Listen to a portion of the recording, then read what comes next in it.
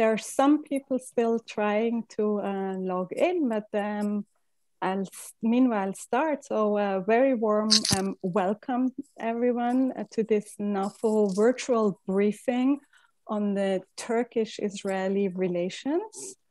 My name is Miriam Rosenstein and I'm the Executive Director of NAFFO. So I'm glad you're all here. I'm glad so many people joined us here.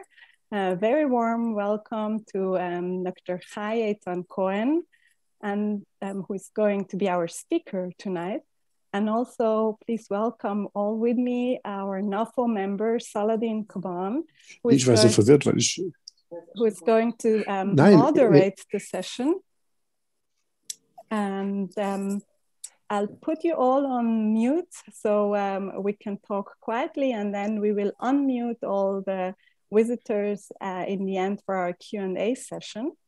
Let me introduce to all of you NAFFO in a few words. NAFFO is the Middle East Peace Forum. It's a German NGO, and we're devoted to raise awareness about Middle Eastern and Israeli-Palestinian relations within German politics. So mainly we're active in Germany, and we elaborate on Middle Eastern politics within the German parliament and ministries. Therefore, we also have a couple of members of parliaments here tonight. Welcome to all of you. We have NAFFO members here, and we do have a few guests from the personal environment of Dr. Eytan, and we also have a few people that want to get to know NAFFO, so welcome all of you. Now, you ask probably yourself, why did we choose exactly this topic of the Israeli-Turkish relations? And as you can see, as we're many people here, there is a lot of interest to it. It has been a changing relationship over the decades, but Salahdin, who is going to speak in a minute, will explain you a bit more why this is so important, especially if we look back to the last week. I think you all read the news and you figured it is in the news, especially what happened to the financing of the Hamas. We're gonna dig in here a bit deeper over time, and also to the Mediterranean Sea issues. I'm sure Chai is gonna raise that as well. But this all matters to what Germany's foreign affairs policy towards that region will be, and that's why we're doing this. So please welcome with me once again Salahdin Koban, who is a member of NAFFO. He is a political scientist, and he's also author of a book which is called Germany's Voluntary Demise, Identity of a Nation, or the Identity of a Nation that Doesn't Want to Be One. And Salahdin has a Turkish background himself, and is concerned a lot about Middle Eastern relations, and he's a very active member of NAFFO. So I'm very happy that you came up with the idea and connected us also to Chai, that we can do this tonight. And now the word is yours, Salahdin, and well, enjoy everyone. So thank you very much for this lovely introduction, Miriam. One correction, Turkish Kurdish roots. I think that's so much time we should have.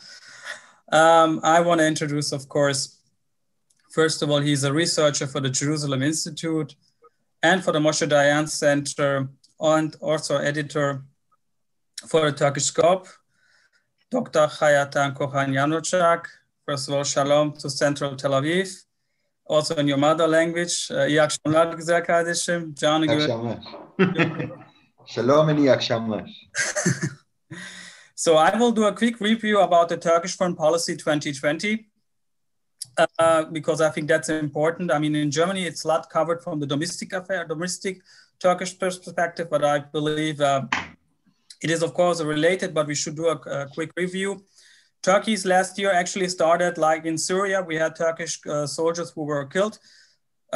It was clear that Russia played a role. We had one of the famous meetings between the Turkish president and Russian President Putin.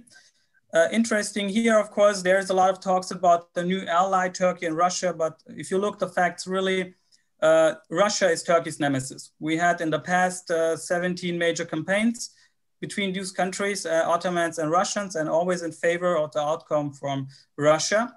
And by the way, also, it was also for the Ottomans always where Russia was a threat from the Black Sea. The first time we see it now in the southern border on Syria. That's very interesting. And if you really analyze it, these two countries have in every region different positions, actually. It's always a conflict of interest. And when we talk about Syria, of course, there was once upon a time, Israel and Turkey, Israel and Syria, there was a mediator, and it was Turkey. It is maybe totally forgotten today, but really Turkey was in the years 2006 to 2008 a mediator, and it broke. And I think there started really the decade of crisis, because shortly with the Gaza war 2008 and 2009, we had in public the Turkish president attacked at that time in Davos, the Israeli president Shimon Peres. Also then in the summer in Turkish foreign policy, we had the Mediterranean issue. It was covered more in Germany, and was, I think, since 2 decades, the first time that we saw that Greece and Turkey, there are a lot of open topics between those two countries, actually. We have the island issue, who owns which island. We have, of course, the Turkish minority. There is, from the Lausanne second contract, some rights who are not given to them. We have the Cyprus issue. It's not really clear in which direction it goes. And by the way, we had a very interesting election in Cyprus. Don't forget Cyprus, one part is a member of the European Union, but there's another part who is from a region from Turkish Cypriots. They had declared their independence. Only Turkey recognized it, actually. We had an interesting election in that side because there were 2 candidates. One wanted a reunification with the Greek part, and one, the candidate who was supported from Ankara, Mr. Tatar, won this election. Turkey wants here a 2-state solution in that part. And the Mediterranean border, here I was there was very interesting publishing from the Turkish Scope, who are editors today here, about the Mediterranean solution between where Israel and Turkey can really work together. I can strongly recommend. It was from Jihad Pasha, Prof. Jihad Pasha published. Maybe we can send it later after the event. It was very interesting. And I think we can see here very interesting common interest between those countries. And then the last but not least big issue, what was covered, of course, the Karabakh issue. We had Armenia and Azerbaijan. A lot of people don't know that, but Azerbaijan is a brotherhood country of Turkey. There is a Turkish council with several Turkish countries or Turkish-speaking countries, with Kazakhstan, Uzbekistan, Kyrgyzstan. And also we have the observer in that Turkish council is Hungary. Always, I can strongly recommend watch how in the European Union, when the Turkish question comes, which position Hungary takes. It's sometimes very interesting. In that conflict, Karabakh conflict, Israel and Turkey had same interests. There were clear allies from Azerbaijan. And we had here a typical geostrategic conflict, really. We had Iran, who was supporting Armenia, and Azerbaijan was got support from Israel. Also, Turkey played, of course, to his brotherhood country, a big role. And both countries really achieved a lot. And it is a little bit like the foundation, not only, but it seemed like we can see when those two countries work together, they can achieve major things. And maybe a quick review about the Turkish-Israeli relationships. I think it's very known, the Marmara incident. What happened after that in 2013, Turkey held this position. And after the Prime Minister Benjamin Netanyahu was forced to apology to the Turkish president, after that, the normalization talks began.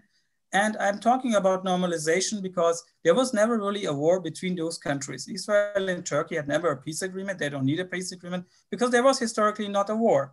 I think that's the important point. We had in 2016 then the reconciliation agreement. But one point maybe, it was declared but never full-hearted. I still remember that it was announced, and the next day there was an announcement from the Russian-Turkey normalization, and it was not really covered, and it fell very soon, unfortunately.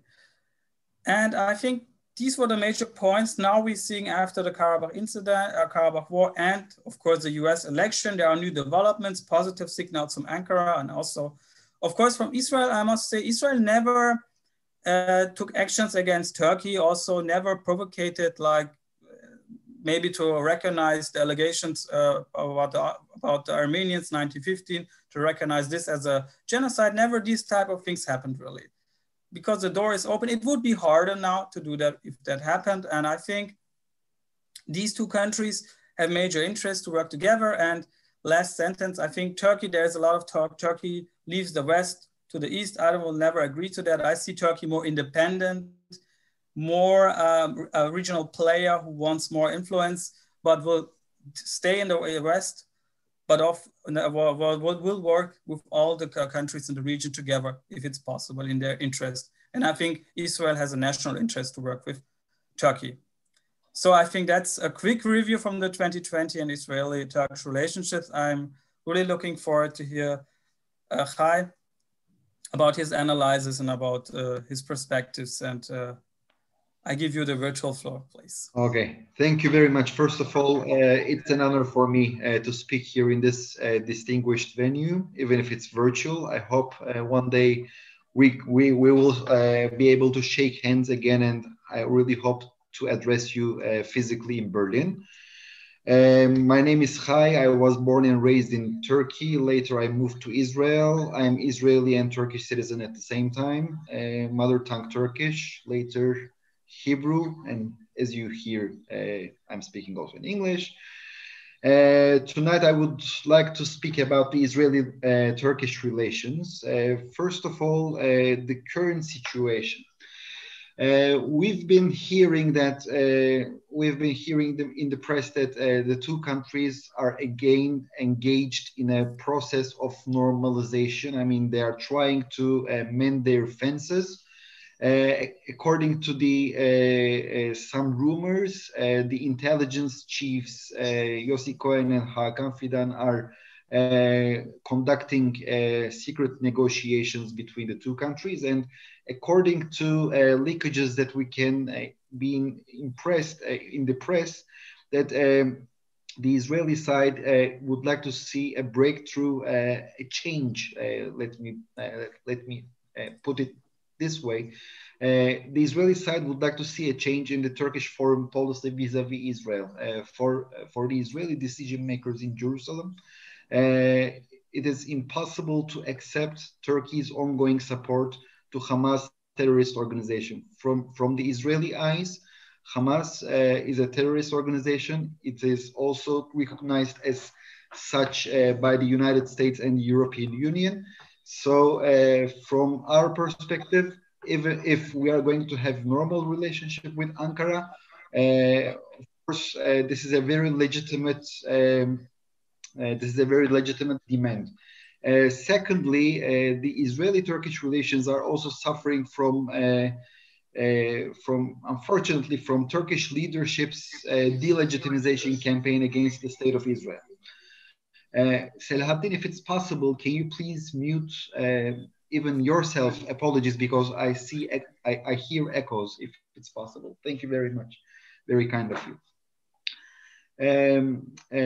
From our perspective, if we are going to speak about the genuine normalization, this verbal attacks against the state of Israel should come to an end. Israel bashing should be over. And of course, last but not the least, we would like to see here a Turkish ambassador. I would like to remind the audience that after the recognition of Donald Trump, after the American recognition of Jerusalem as Israel's capital, by the way, from our perspective, this is something, very well-known fact. The Turkish administration took a unilateral decision, and they asked our ambassador, Mr. Eytan to conduct consultations in Jerusalem, and they sent him. This is very crucial because he was not declared a persona non grata. He was not.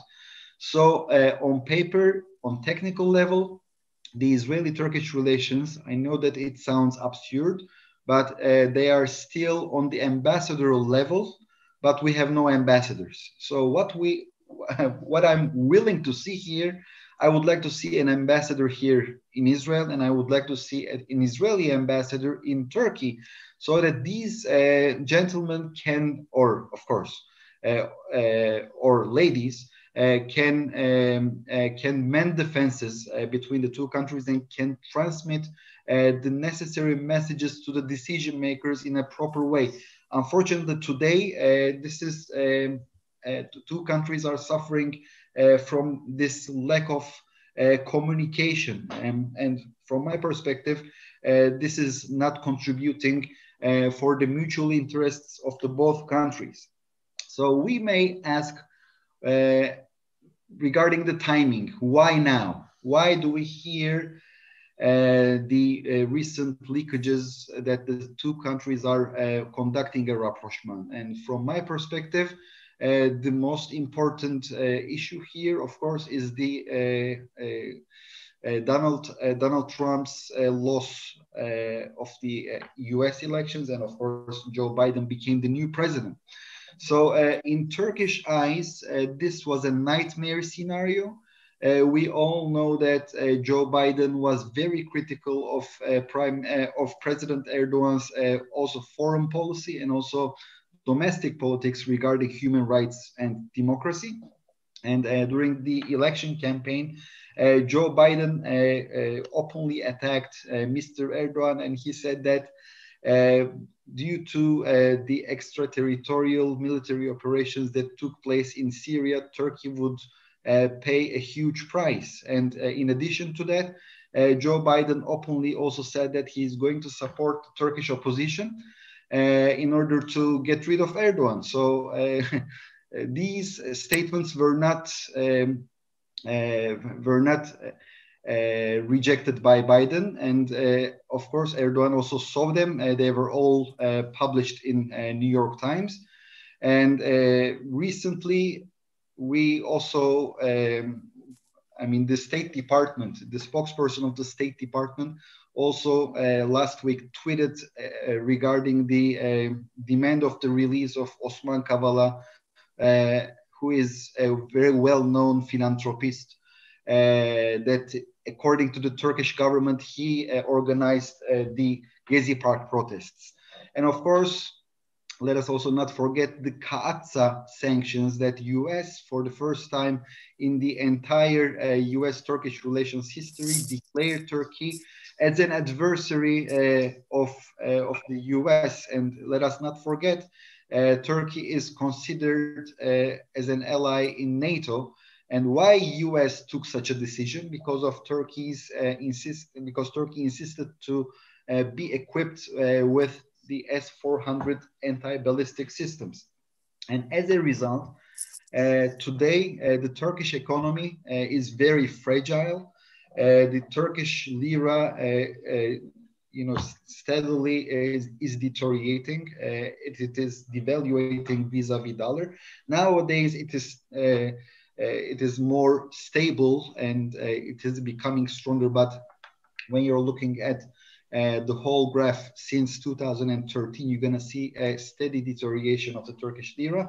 Why am I emphasizing all these? Because from the Turkish eyes, the road to Washington passes from Jerusalem, meaning if they would like to mend their relationship with the United States, according to the Turkish point of view, first of all, they have to improve their relationship. They have to mend their relationship with Israel. And of course, you may ask, what causes you to think in this way? I would like to give you a very concrete example. The Turkish state's official news agency, Anatolia, made a very important coverage regarding regarding Joe Biden's new cabinet, and they emphasized and highlighted the overrepresentation. I'm emphasizing this word, the overrepresentation of the Jewish members of the cabinet. Almost half of the cabinet is from the Jewish origin. And from their perspective, relying on this fact, they are thinking that Israel is having a huge impact on the US. From the Israeli eyes, when we are comparing the bromance between Donald Trump and Benjamin Netanyahu, we may we have an impression that our influence in Washington D.C. Unfortunately decreased, but from the Turkish eyes, we are there even stronger, and as a result, the Turks are seeing Israel as a sort of a branch of the United States in the Middle East. And of course, if you would like to mend your fences with the headquarters, first of all, you're going to the branch and you are basically mending your fences with the branch. And as a result, we began to receive signals. But it's not only limited with that. Also, the Eastern Mediterranean appeared as an important equation here. As we all know, in the Eastern Mediterranean countries, they were blessed with a new natural resource. This is the natural gas. First the Egyptians, later the Israelis, and later the Cypriots, they discovered this natural bounty in the Eastern Mediterranean. And as a result, thanks to the multinational companies, they began to retrieve and extract this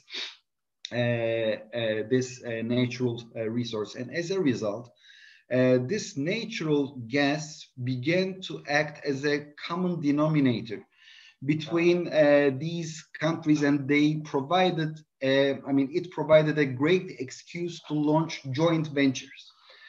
And when we are looking at the map, Turkey has problems with Cyprus since 1974. From Turkish eyes, they liberated the northern part of the island. From the Greek eyes, they invaded the island, and they invaded the northern part of the island.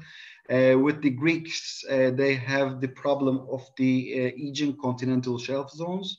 As a result, we can say that with Greece and with Cyprus, they have chronic problems. But regarding Israel and Egypt, we can say that Turkey, with its own hands, pushed Israel and Egypt to the arms of Cyprus and Greece. Why they did do so? At the end, Salahdin already spoke about this issue. I'm not going to dig into that again, but Salahdin also said that due to some political crises like Davos, Mavi Marmara, and many different crises between Israel and Turkey, the Israeli-Turkish relations deteriorated, and all of these deteriorating, this negative tendency was the product of a very pro-Palestinian Turkish foreign policy. And Israel did not act, but Israel responded to the Turkish policy, Turkish foreign policy, and it found basically itself pushed towards Greece and Cyprus. The same also applies for Egypt because of the Egyptian Mohammed Morsi's government. He was ousted from the government by Abdel Fattah el-Sisi, and Mr. Erdogan, since he himself again is a victim of this school of the coup d'etat, so he chose to delegitimize Abdel Fattah el-Sisi, and as a result, Turkey, with its own hands, turned Egypt into an adversary. And long story short, when we are looking at this Eastern Mediterranean basin, we are seeing that Turkey became the lonely country because it cannot conduct any projects with Cypriots, with Greeks, with Egyptians, with Israel. Turkey technically is in war against, with Bashar al-Assad, because of the fact that Hezbollah terrorist organization is an ally of Assad regime. So technically, it can also not do any joint projects with the Lebanese. At the end, the Turkish decision makers sought to market this loneliness to their own public with a shiny words called the precious loneliness. In Turkish, değerli yalnızlık. From my perspective, this loneliness is not precious, and I really don't think that loneliness is a precious thing. The loneliest country in the globe is North Korea, and if we could conduct a survey in North Korea, I really don't think that the North Korean citizens would vote for being lonely. And nowadays, because of this loneliness, we are seeing that the Turks are trying to put new facts on the ground by conducting a brinkmanship policy. What is this brinkmanship policy? Turks, since 2012, they began to launch a very ambitious armament program in the Eastern Mediterranean. They began to construct frigates, corvettes for their navy. They began to buy drilling ships, seismic ships, and thanks to their navy, they are basically demonstrating power, and they are conducting a brinkmanship policy vis-a-vis Cyprus and Greece.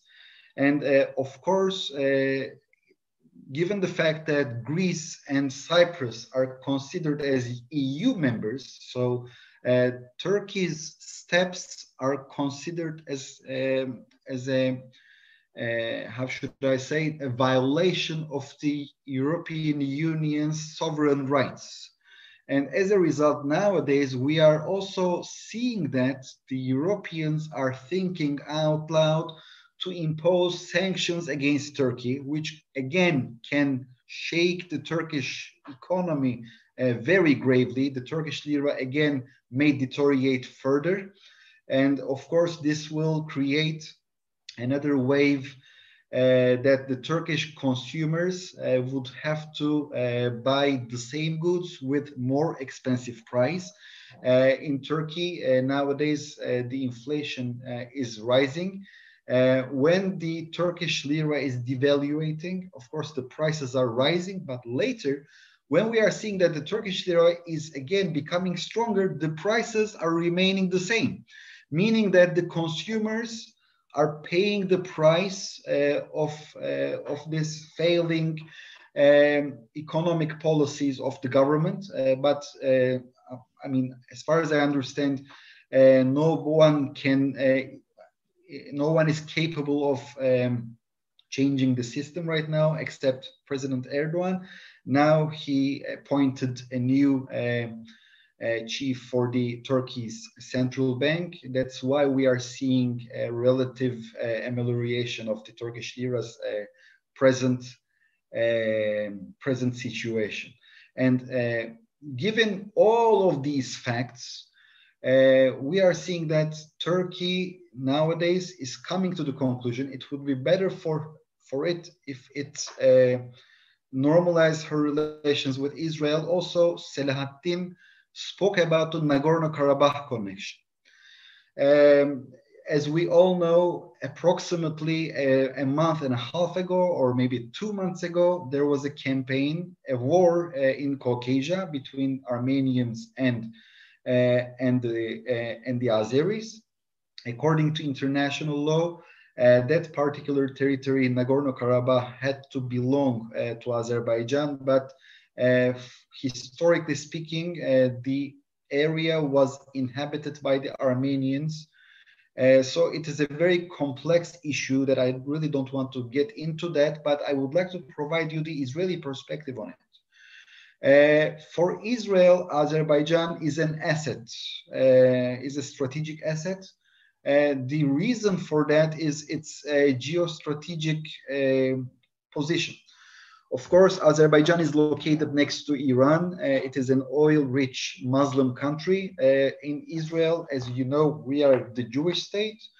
And we would like to tell the whole world that we are capable of having proper relationships with the Muslim countries, and even if we can do such, we can carry on these kind of relations without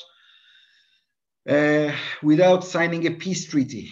Okay, so also Israel and Turkey, they did not sign peace treaty because they were never declared hostilities against each other.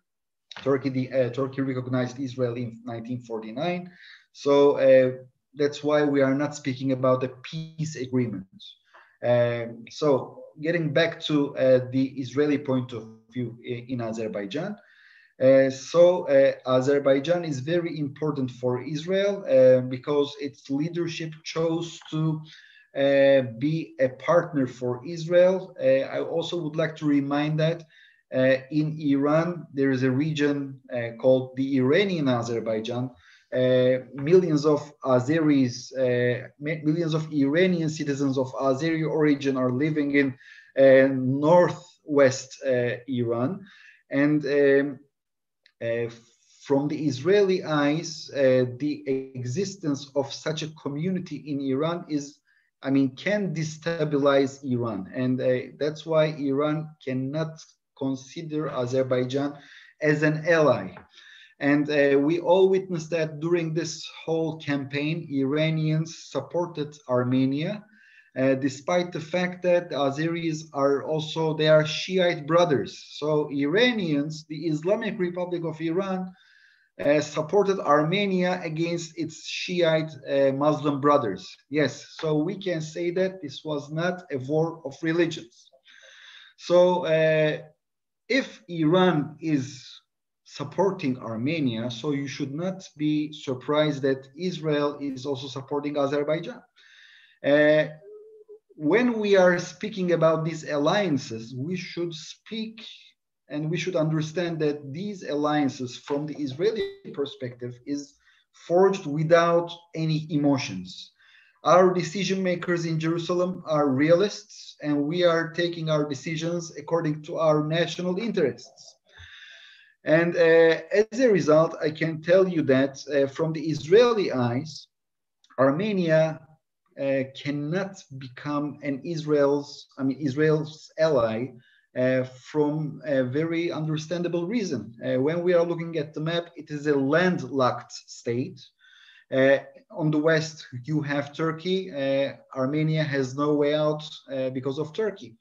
On the north, we have Georgia, but since Armenia is considered as Russia's ally and half of Georgia is under occupation of Russia, as a result, the Georgians are not providing any Russian help. They are not giving a corridor to Russia to help Armenia through Georgia. So this border is also closed in military speaking. In the east, of course, we have Azerbaijan that they are fighting against. And in the east, the only window of Armenia is Iran. So even if the Armenian government would become Zionists tomorrow morning, they will not be able to adopt a pro-Israeli or a pro-Israeli policy vis-a-vis Israel. They will not be able to conduct such policy. And this is also understandable for their survival reasons. And as a result, we do like to have proper relations with Armenia. But I must admit that from Israeli point of view, it makes much more sense to be in a better relationship with Azerbaijan, because at the end, Azerbaijan is also providing an income for the Israeli market, Israeli weapons market. You may say, but is it important? Unfortunately, since we are living in the Middle East and we cannot move our country to your neighborhood, to Europe, so every weapons sales is crucial. At the end, we need money in order to protect ourselves. With this kind of money, we can basically sponsor our anti-ballistic missile programs like the Arrow, like the Iron Dome. and everything. So Israel, for its own survival, has to conduct such trades, and of course Azerbaijan is considered among the most important clients of the state of Israel. So why I mentioned about this issue, because at the end, as Salahdin already mentioned, Turkey and Azerbaijan, they have an ethnic and religious brotherhood, and also a linguistic brotherhood. Let's say that whoever knows Turkish do not need a translator in Azerbaijan. You know, you can understand it really easily. Of course, there are some differences, but these are very, you know, small details. And as a result, during this whole campaign, the Turkish national media pumped I mean, very strong pan-Turkish nationalism that we can also see it in the Turkish Republic's school textbooks. And since Israel and Turkey supported Azerbaijan, and Azerbaijan could retake its own Nagorno-Karabakh, some of its regions, the vast majority of the regions. So the Turkish government can also show and portray this Azerbaijan as an important common denominator between the two countries, like showing it as a strategic common denominator and a partner. And that's why this is also crucial in the Turkish eyes. So long story short, nowadays we are witnessing that there is a rapprochement, but this is still very early. And the reason that I'm saying it early is because of the coming Israeli elections. You know, in Israel, we are trying to get registered to the Guinness World Record book. In 2 years, we are going to have 4 elections. And I know that you are very jealous because we are having a functioning democracy, and you do not have such a functioning democracy. Anyways, the Turkish administration, I guess, they are going to wait for the results of this Israeli elections. And the reason is pretty understandable, because the Turkish president, Erdogan, had turned this Israeli-Turkish relations into his own personal affair with Benjamin Netanyahu. And it would be a lot easier for him to go onto the public and say, let's imagine that Benjamin Netanyahu would lose the elections. I really don't think that he will lose, but anyways, let's imagine that he will lose his chair. And then let's say we have a new Israeli prime minister. It would be a lot easier for Mr. Erdogan to go to the public and said, our problem was with Mr. Netanyahu. And since now we have a new prime minister, we have no problem shaking hands with the Israeli government. Of course, we have our red lines, Jerusalem, Palestinians, etc., right? But he can portray and market this to the Turkish public a lot easier.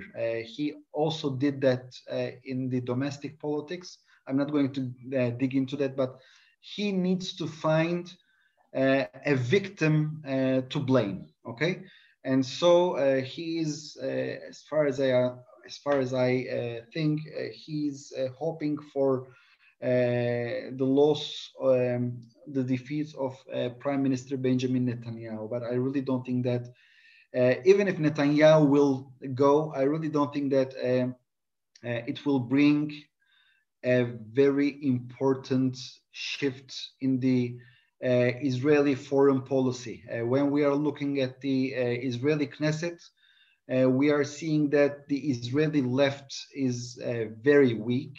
The founder party of Israel, Israeli Labor Party, they, according to the surveys, they are acquiring only 4 or 5 seats in the 120-seated Knesset. This is even can be considered as a success for this party, because before, like 3 months ago, everyone was talking about that this party even would not pass the threshold, the national threshold. The other parties, like the Meretz party, they are also going to have, according to the surveys, 5 or 6 seats. So the rest of the political parties, if we are not going to, let us also not forget the Arab list, but they may also receive in this election less seats because of their own their own pact problems. And as a result, we are going to see that we have many little Likud parties, okay? It means that the Israeli right is dominating the whole political spectrum of Israel. But again, because of egos of the political leaders, we are not seeing a functioning government, because at the end, they all want to eat a larger slice from this pie. But at the end, if we are going to look at the bigger picture, that is why I really don't think to see a real policy change in the Israeli foreign policy vis-a-vis Palestinians, and also vis-a-vis other Arab states. And by the way, another reason that, again, I would like to speak about the Israeli-Turkish relations, I did not speak about the Abraham Accords. Abraham Accords really strengthened the hands of the state of Israel. Really, when we are comparing Israel's capabilities, diplomatic capabilities, with the same Israel 4 years ago, the result is really ground-shaking. And the most important issue here is that Abraham Accords provided Israel the necessary maneuverability. What am I saying, the maneuverability? What I'm meaning with that? Let us imagine that I am an airplane that would like to depart from the Ben Gurion airport from Israel, okay?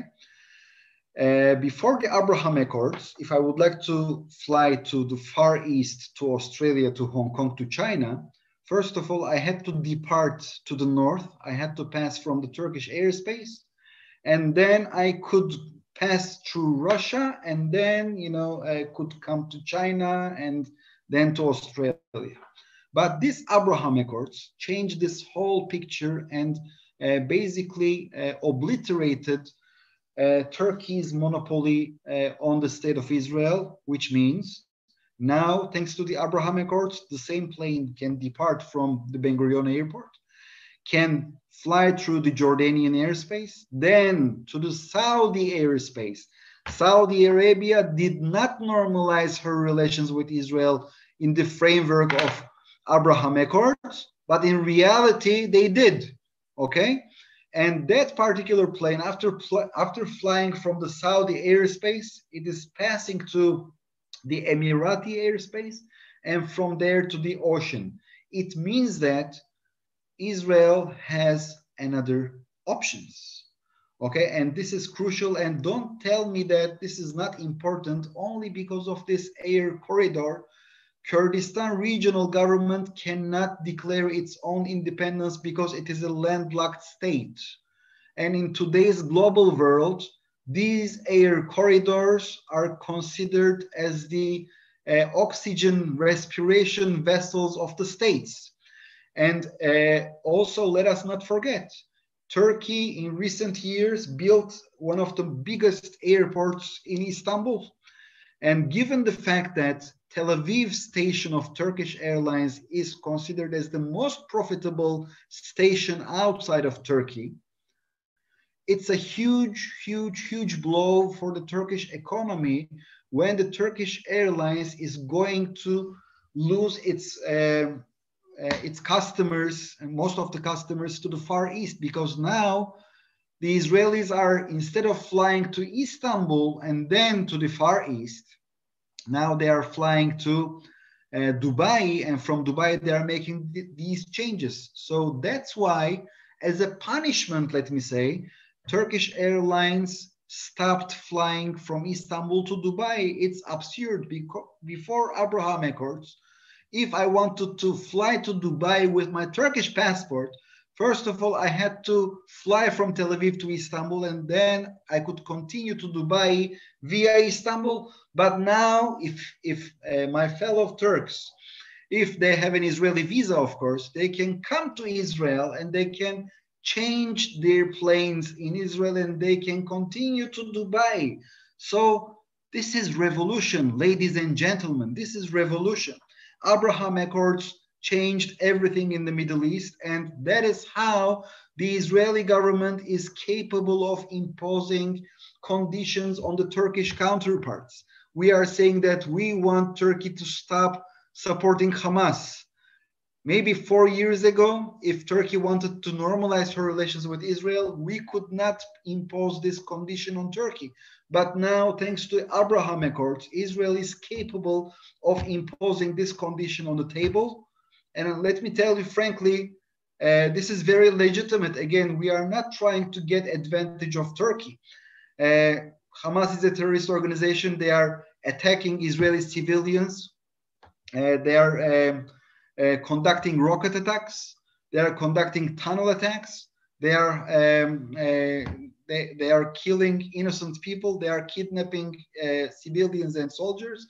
This entity should be basically delegitimized in every stage. So we really don't think that we want something very special from the Turkish government. Of course, if they would like to have a contact with Hamas, of course they will. They are capable of doing that. It will be even a good idea so that Israel can use Turkey as a channel to transmit her messages to Hamas and vice versa. But supporting is something else. Acting as a platform is something else, and that should stop. I guess I'm done. I know that I spoke pretty much, very long, and I'm sorry if I spoke, and I really like to talk. That's my problem. No problem. Thank you so much, Chai, for all the elaborations.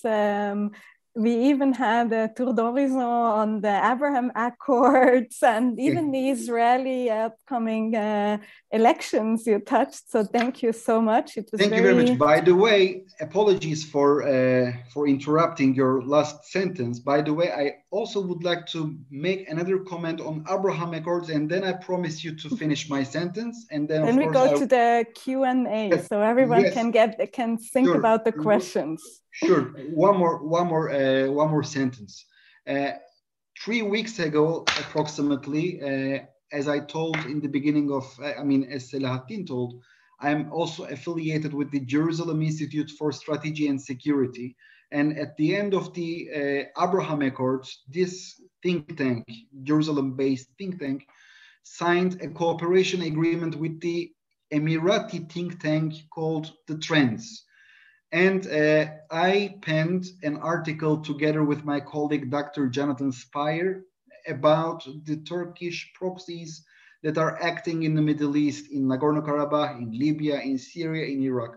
Long story short, after this joint publication that could not become a reality before the Abraham Accords, we have written another op-ed, this time for the Saudi Arabia's most read English newspaper called The Arab News, and together with my colleague Dr. Spire, I became the first ever Israeli who wrote an op-ed in a Saudi newspaper, and I'm affiliated with a Jerusalem-based think tank. So this is the new Middle East, and yes, this is the new Middle East. So all of the actors, when they are shaping their foreign policies, they have to act accordingly.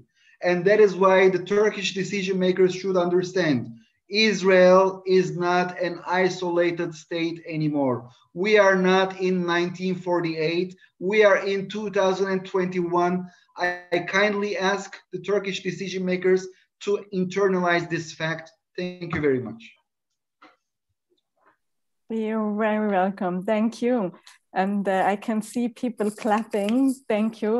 We all really enjoyed it. So now I'd like to open up the floor for questions.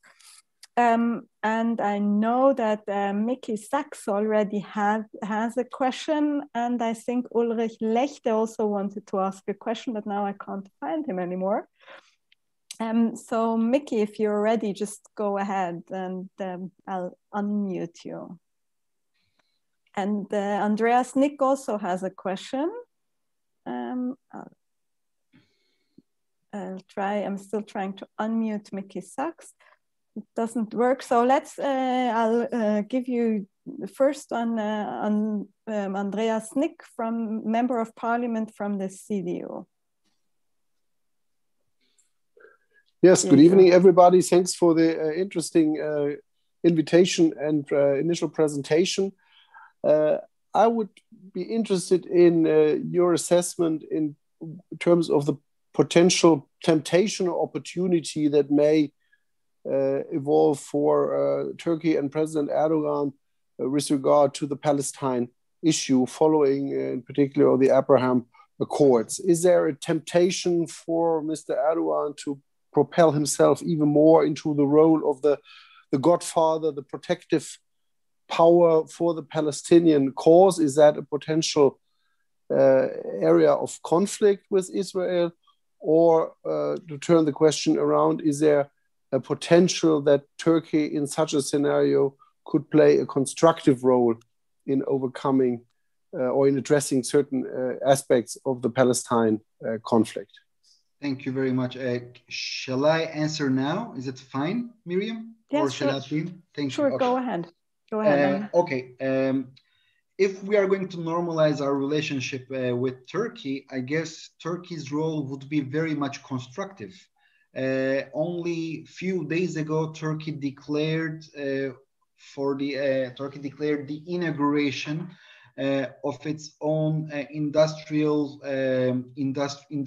zone in the city of Jenin, which is located in West Bank.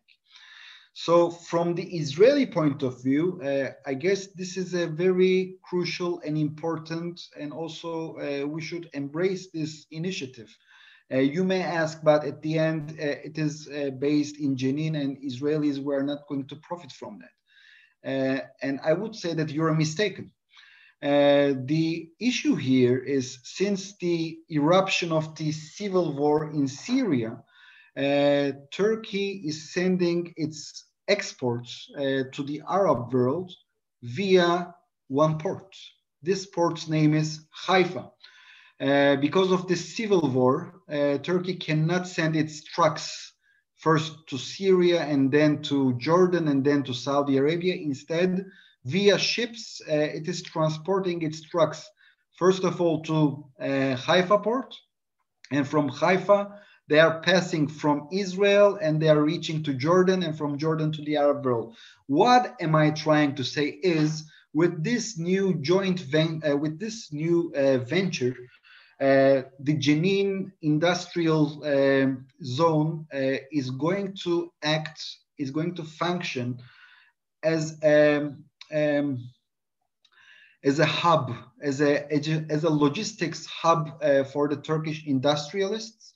And of course, it will also increase the importance of Haifa port, because they will gravely need this Haifa port in order to send their own goods to Jenin organized industrial zone, and from there to the Arab world. It means that these kind of business ventures that on paper are invested in Palestine, in West Bank, is increasing the interdependency between Israel and Turkey, and no one in Turkey is speaking about this interdependency because it's not popular, because it's with Israel, okay?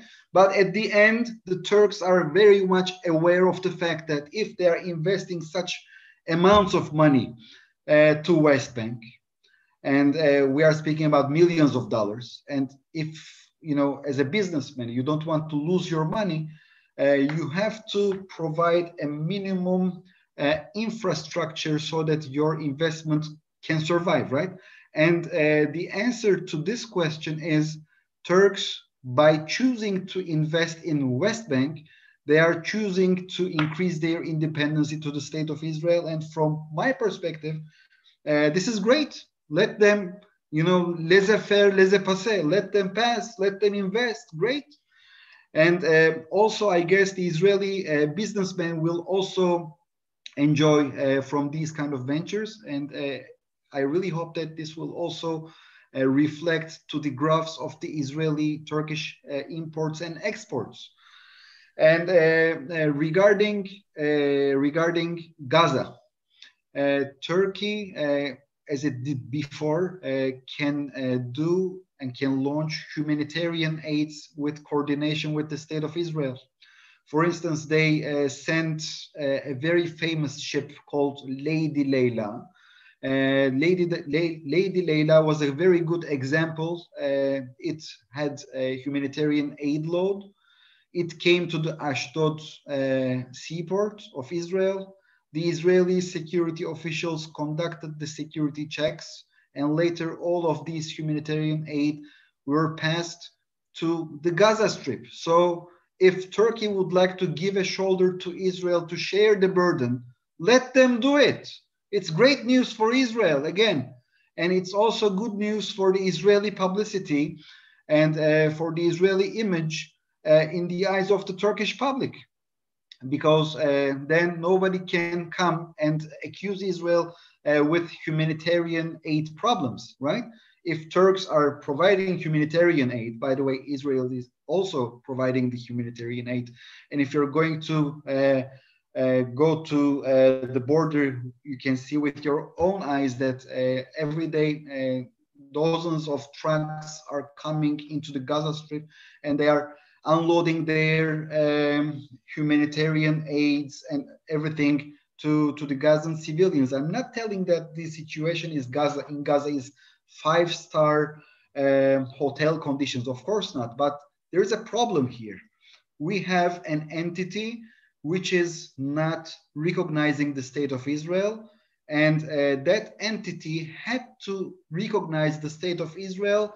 You know, in international law, we have a principle called pacta sunt servanda, which means that the states are making the treaties, and even if the governments in those particular states are changing, the new government has to respect the agreement that the previous government signed. Okay, if we had elections in the Palestinian Authority and if Hamas won the prime ministership, so they had to accept the Oslo agreements that Fatah signed with Israel. So Hamas's non-recognition of Israel is the violation of international law.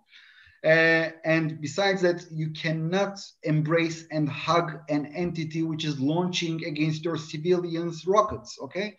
Maybe for you, it's very complicated to understand and realize and to conceptualize this situation when you're sitting in Kurfürstendam's most popular Reinhardt's Cafe that I really like, right next to the metro. I really like there. I really miss there. But unfortunately, in Tel Aviv, we may hear the sirens because of this Hamas rockets. And unfortunately, in our country, we are, forced to live in these kind of conditions. And in my home, I have a bomb shelter. In my city, there is a system called the Iron Dome. So I know in European eyes, what am I speaking to you is like science fiction, but this is the realities that we are living in the Middle East. Okay, so I'm not saying that Israelis are the angels. but we are also not the devils, okay? In every story, we have two dimensions.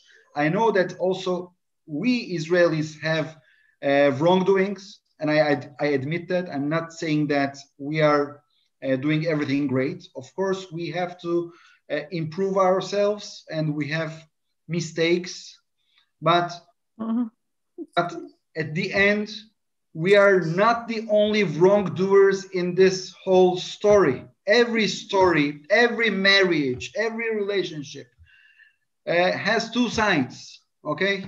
So I think Turkey's role in the Israeli-Palestinian issue can be constructive. And yes, Mr. Erdogan would like to act as a patron in this issue.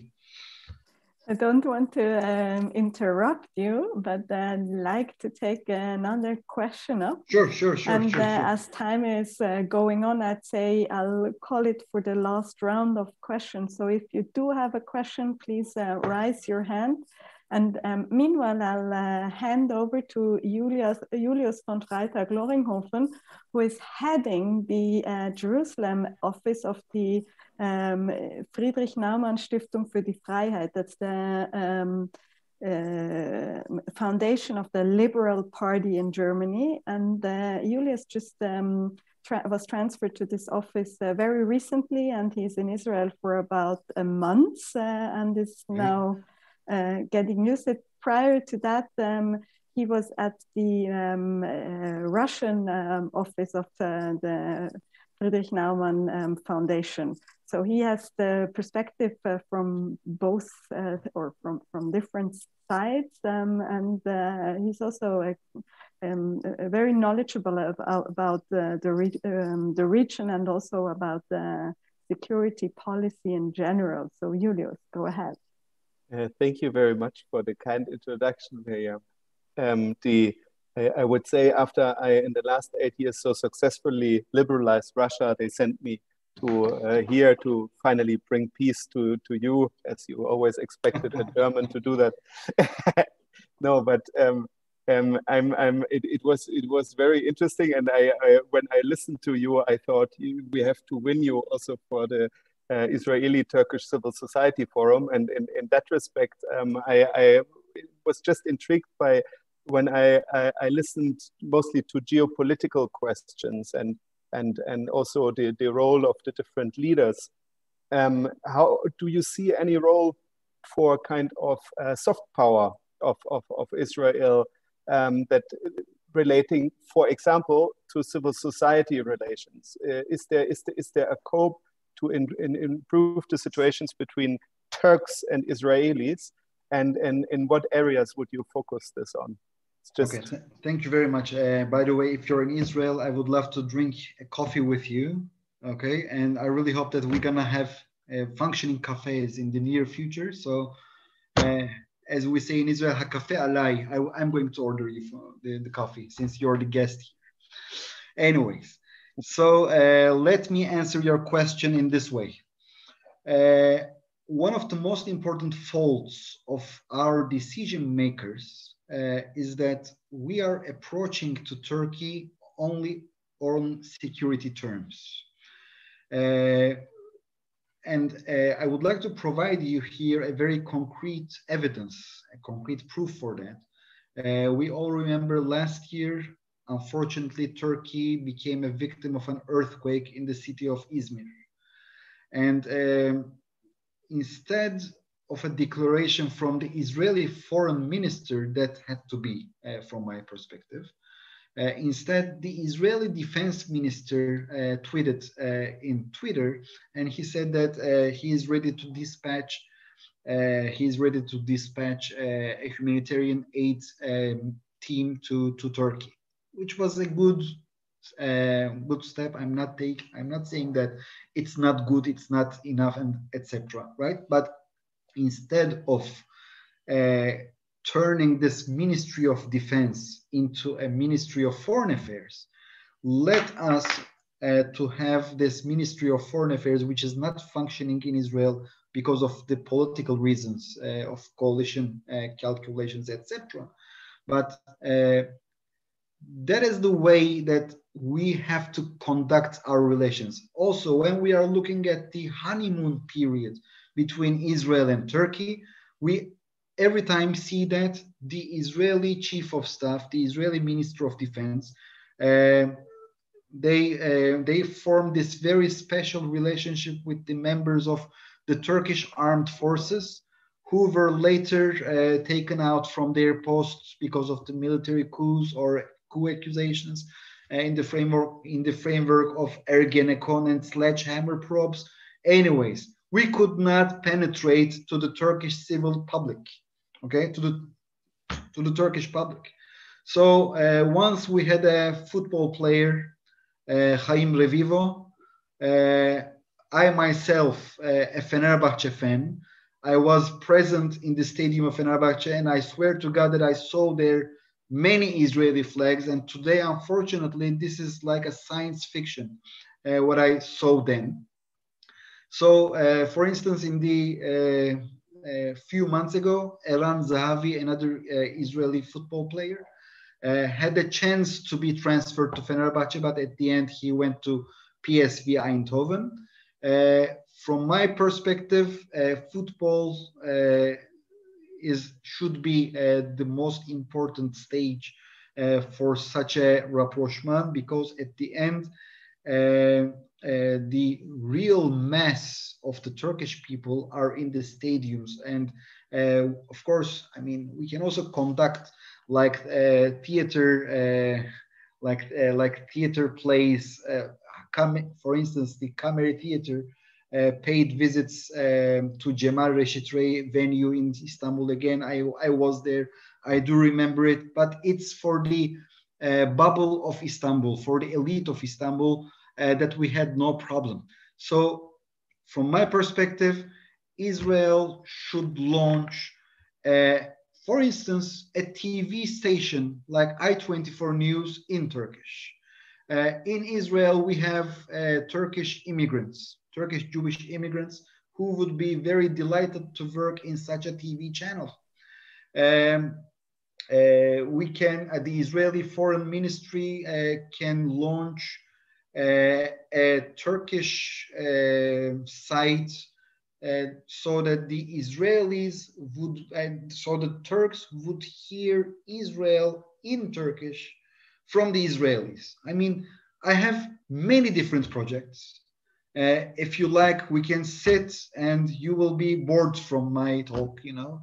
Let us not bore everyone, but I think we can do many things.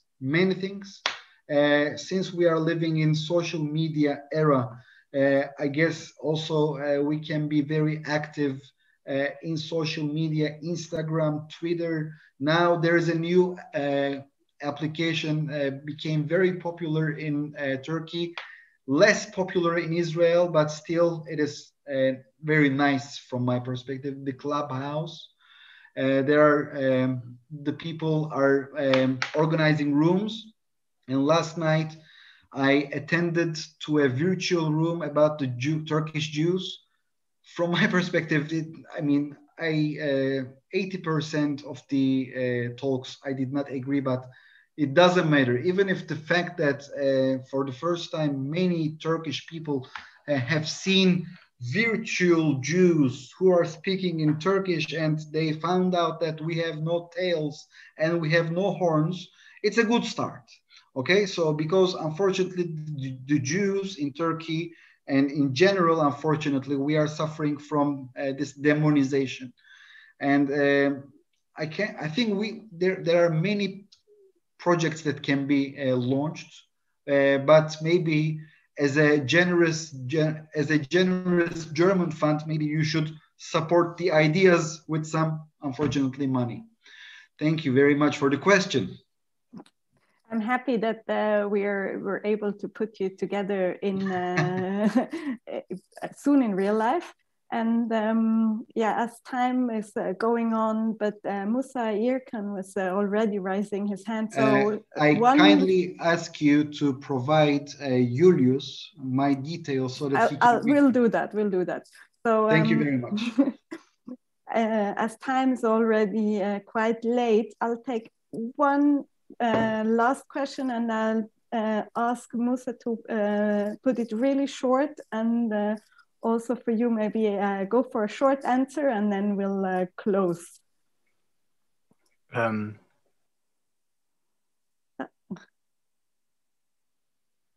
Musa, you have to unmute.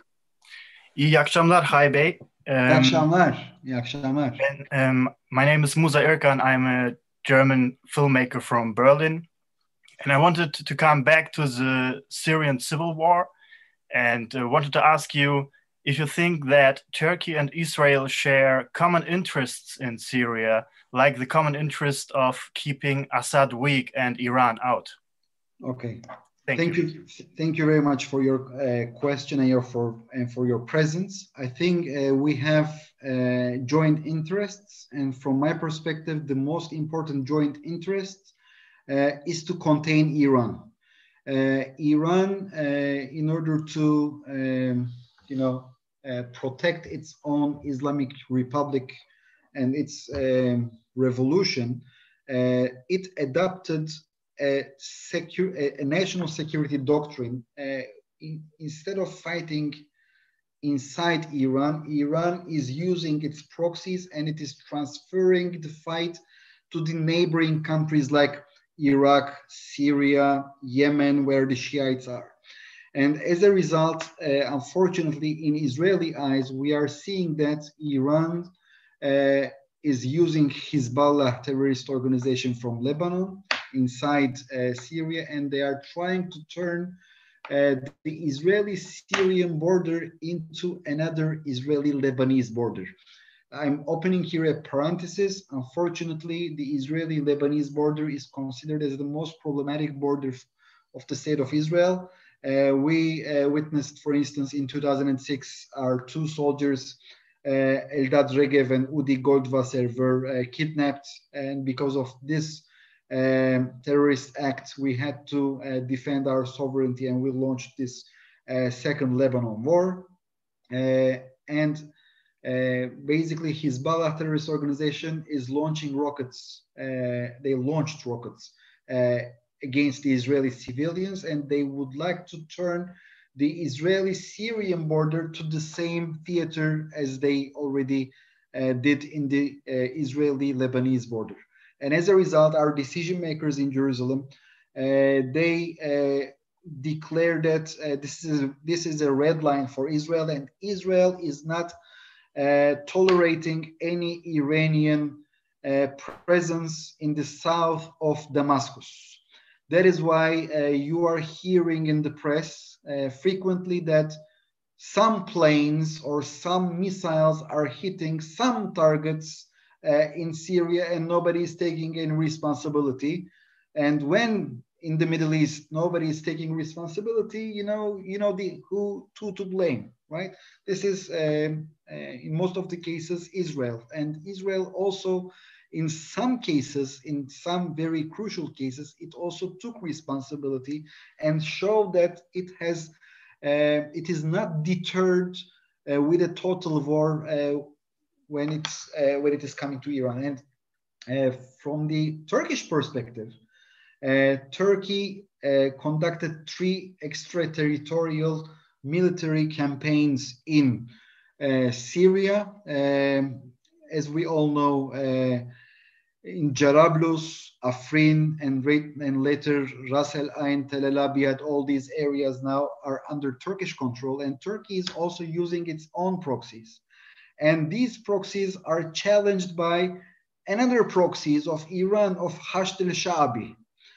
And this Hashd al-Sha'bi is also threatening the Turkish interests in Iraq and also in Syria. And it's not a secret that maybe the Turks and the Iranians are not fighting since the enactment of the Kasr-Shirin Treaty, which is also known as the Treaty of Zuhab. Maybe we have no conventional fights between the two states, but the two states are engaging in a proxy war in different theaters. And from time to time, they do recall that they have a joint enemy, which are the Kurds, and they are conducting joint operations against PJAK or PKK. long story short, Turkey sees the Iranian domination threat in the whole Middle East as a Sunni, Hanafi Sunni actor. Turkey does not want to see that the Shiite Iran would have a consecutive adjacent geographical connections from Iran to Iraq and from Iraq to Syria and from Syria to Lebanon, which is a nightmare for the Sunni world, a nightmare for Israel, because at the end it means that Iran will be able to provide its own weapons easily, not only by air but also via land, and this is basically is not acceptable. First and foremost for Israel. And if Turkey is saying that it is acting as a regional power, and let us not forget Syria, Iraq, Lebanon, Israel, this is the old Ottoman hinterland. This was the old Ottoman influence zone.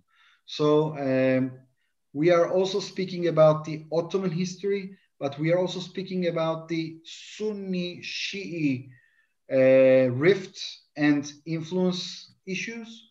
So I think the Turkish decision makers should also see this as an important common denominator between the two states, because also Israel and also Turkey do not want a strong Iran, and that is why there is a room for cooperation also in Syria. Well, thanks so much. It was really a lot of interesting new insights from different perspectives that we do not read in the media all the time. I mean, looking to the threat of Iran from this perspective, seeing from the Ottoman Empire perspective is really something new, at least something you don't read every day, but also.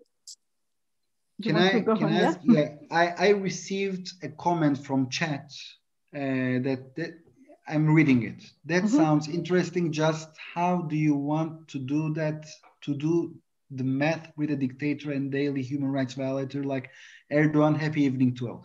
I would like to, apologies for interrupting, I just wanted to sentence. Maybe the writer of this message is not aware, but we are living in a neighborhood that it is called the Middle East. And if one day the Middle East will be inhabited by the Swedish, Finnish, Swiss, German, so we may think about these kind of values, and we may forge our alliances according to the values. But no, in Middle East, we are forging our alliances according to our interests.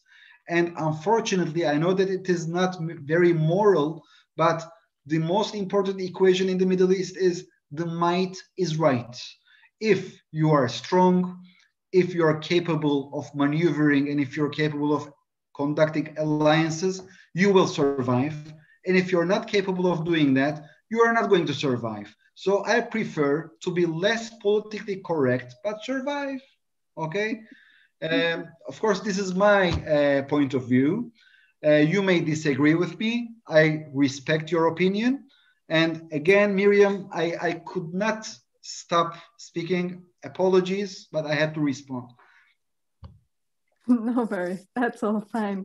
And I would say this attitude is very Israeli. I'm not so sure if, this attitude of the surviving, probably it's also Turkish, I can't judge here. But anyways, thank you so much for all this different perspective from looking at Iran from the Ottoman Empire perspective, to giving an evaluation of the Abraham Accords, of really changing the power balance in the region, and thus putting Turkey in front of a challenge to also highlighting what options better Turkish-Israeli relations would have, how it could create a win-win situation when we look to the gas reserves in the Mediterranean, and bringing in a lot of political background on both sides that was really enlightening for all of us. And well, nothing to say, but thank you for keeping the attention over this almost 1.5 hours. And thank you, Salahdin, for making the contact and coming up with the idea. And thanks so much, Kai, for devoting the time. And to you all, have a wonderful evening. And if you want to read some more background about the relations in the past, we distributed our positioning paper. And for all NAFFO members and all the others who are interested to hear something about the upcoming elections in the Palestinian territories, we do have a very similar briefing next week on Wednesday evening. If you're interested, just send us a mail. I guess everyone has our email address. And now I wish you good night and sleep well, and hope to be in touch with all of you very soon.